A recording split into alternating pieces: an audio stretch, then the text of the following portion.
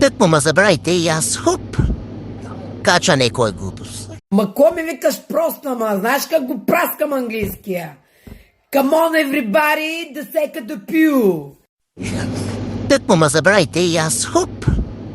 Кача некоя глупост. Пореден ден в правене на нищо. Лежах, ядох, после пак лежах. Мързелът дано не ме затрие. Живота си превърнах в тъша. Ало, клюкарите, вижте сега. Така и така ми говорите зад гърба.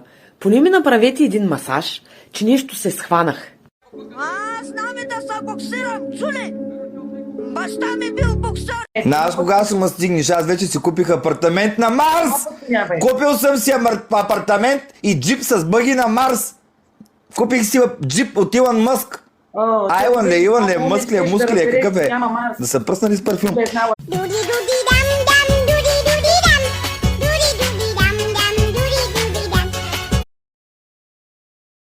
Кой?